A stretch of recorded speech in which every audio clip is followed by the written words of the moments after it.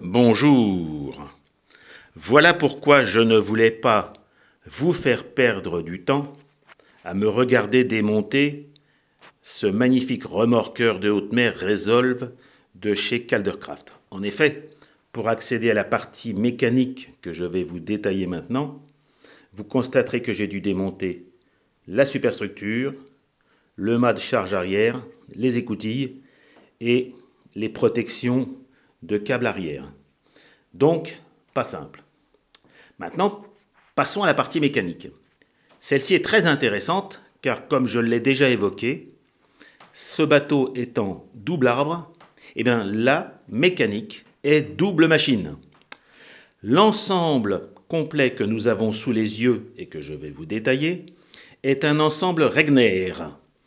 Si vous allez sur les sites, Regner est une marque allemande, vous cherchez Regner Dampfmaschine. Et vous trouverez notamment, on va commencer par l'arrière, les deux machines oscillantes Piccolo.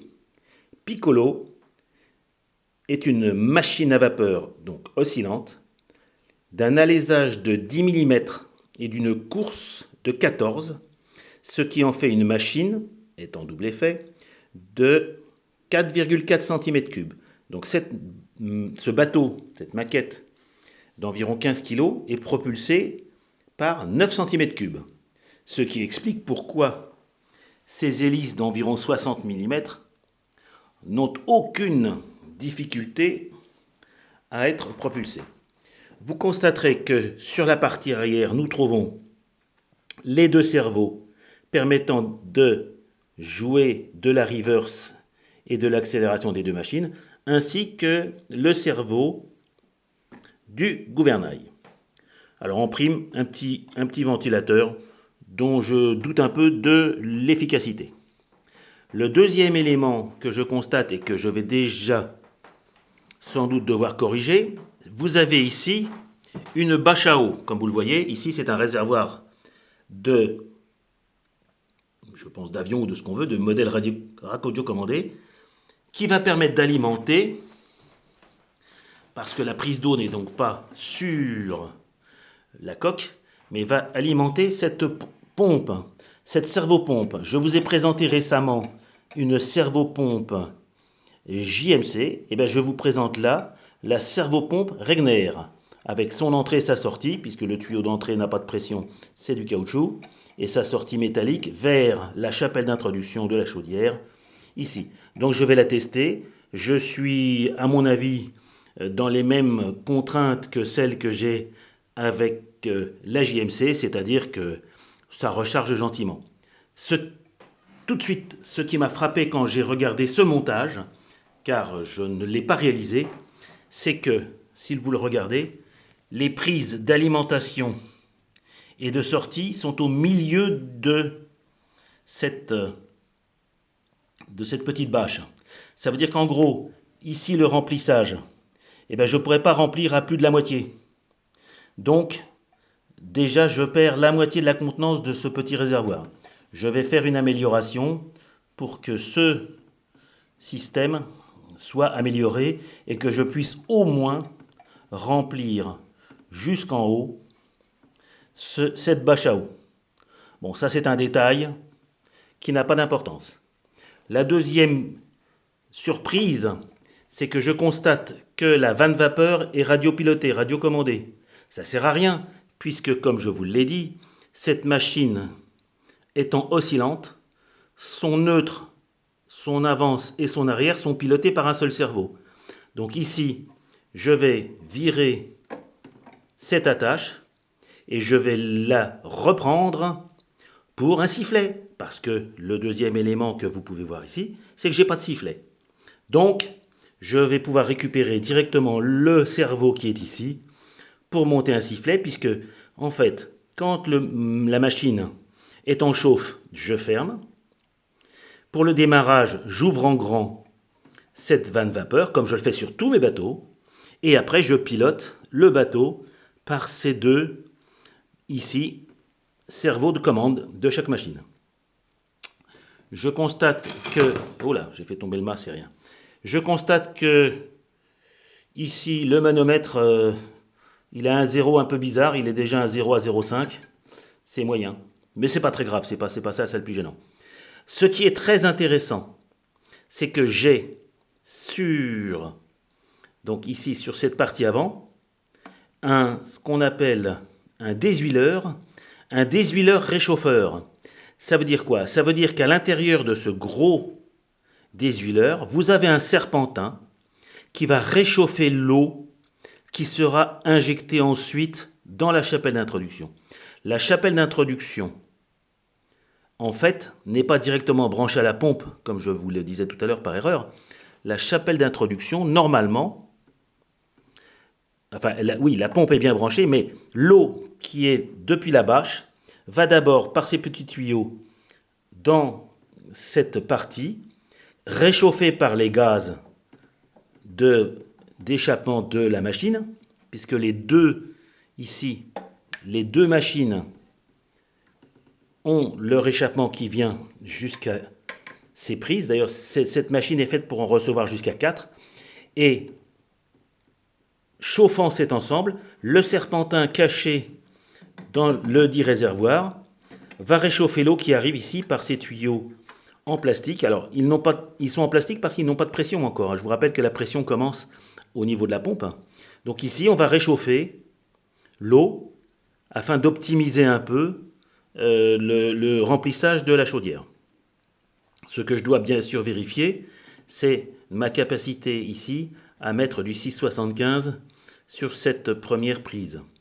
Le deuxième élément que je constate, donc nous avons encore une fois un tank à gaz Regner, je vous l'avais déjà présenté sur d'autres bateaux, mais le système de gaz ne comporte ni régulation, donc ni régulateur de gaz, ni vanne coupe gaz. Donc, vous me connaissez, je vais rajouter un régulateur et une vanne coupe gaz. Ce qui me semble possible parce que je vois ici une deuxième prise.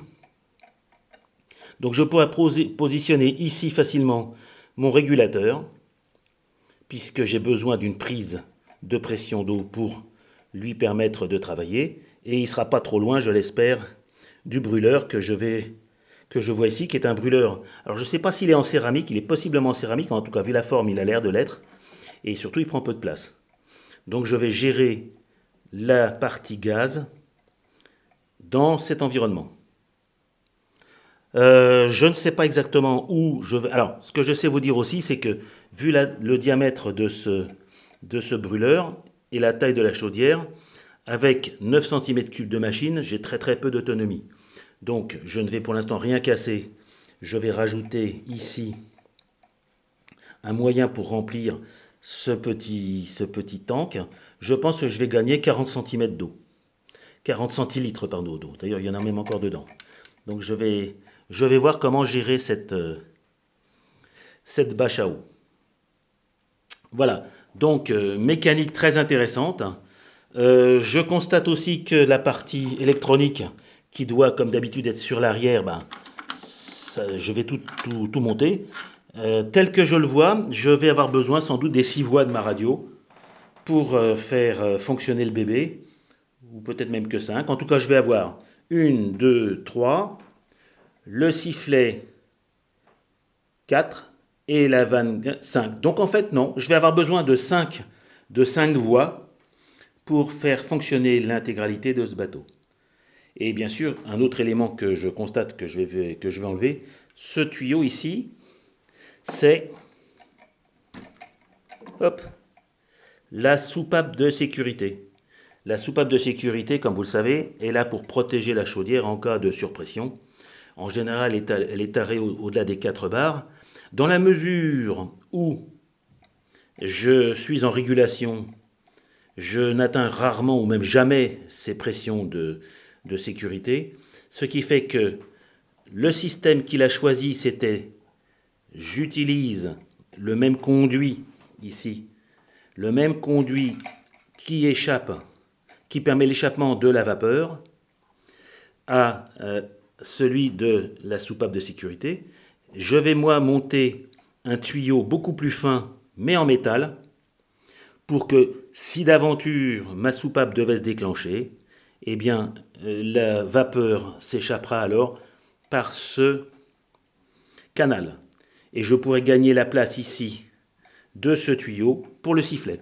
Parce que si le sifflet est là, avec la petite hop, j'aurai beaucoup plus de facilité à monter ici. Donc j'ai un petit peu de travail, c'est ça qui est plaisant. Je vous rappelle ou signale que la coque, gros avantage de ce kit, c'est que c'est une coque en fibre.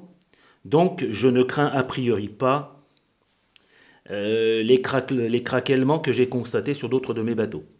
Dernier détail, le fabricant, le constructeur de ce bateau l'a lesté.